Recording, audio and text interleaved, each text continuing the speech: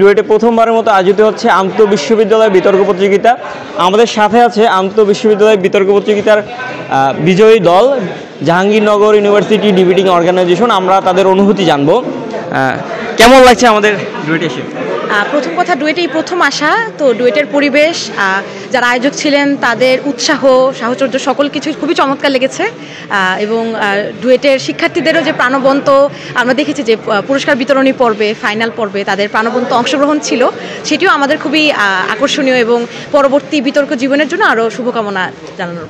Duet debating society এবং ডুয়েটের যারা এই অর্গানাইজিং কমিটি ছিল সবার জন্য কি পরামর্শ থাকবে আপনার পক্ষ থেকে? প্রথম যেহেতু আয়োজন, তো প্রথম আন্তঃবিশ্ববিদ্যালয় বিতর্ক প্রতিযোগিতা সকলের জন্যই খুবই কঠিন একটি কাজ। তো আমি প্রথমে অভিনন্দন জানাবো ডুয়েট ডিবেটিং সোসাইটিকে, কেননা তারা একটি অত্যন্ত দুরূহ কাজ সম্পাদন করেছেন এবং খুব ভালোভাবেই সেটি করতে পেরেছেন। পরবর্তী আয়োজনের জন্য পরামর্শ থাকবে, সময়ের ব্যাপারটি একটু যদি মাথায় রাখেন তাহলে আমরা যারা দূর থেকে আসি আমাদের জন্য একটু ভালো হয়। কিন্তু এর পাশাপাশি অত্যন্ত অভিবাদন জানাতে চাই, কেননা প্রথমবারের মতো আন্তঃবিশ্ববিদ্যালয় সারা বাংলাদেশে এটি অনেক বড় বিষয় এবং ডুয়েট ডিবেটিং সোসাইটি সেটি করে দেখিয়েছে।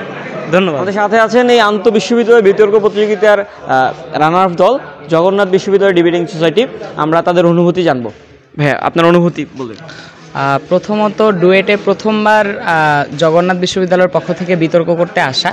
প্রথমত আমাদের এই প্রতিযোগিতার যেই নাম এবং থিম, বিপ্লবী বাংলা 2.0, জুলাই বিপ্লবের চেতনাকে ধারণ করে ডুয়েট ডিবেটিং সোসাইটির যেই প্রচেষ্টা, সেই প্রচেষ্টাকে জগন্নাথ ইউনিভার্সিটি ডিবেটিং সোসাইটি অনেক সাধুবাদ জানায়। এবং পুরো আয়োজনের ডিডিএসের পক্ষ থেকে যেই আন্তরিকতা এবং ভালোবাসা পেয়েছি এবং ডুয়েট ক্যাম্পাসের যেই সৌন্দর্য শৃঙ্খলা যেটা পুরো প্রতিযোগিতা জুড়ে আমরা উপভোগ করেছি, সার্বিকভাবে আয়োজনটি আমাদের কাছে বেশ ভালো লেগেছে। এবং এই ফাইনালে উত্তীর্ণ হওয়ার মাধ্যমে যে সেই অর্জন করে আমাদের বেশ ভালো লাগছে।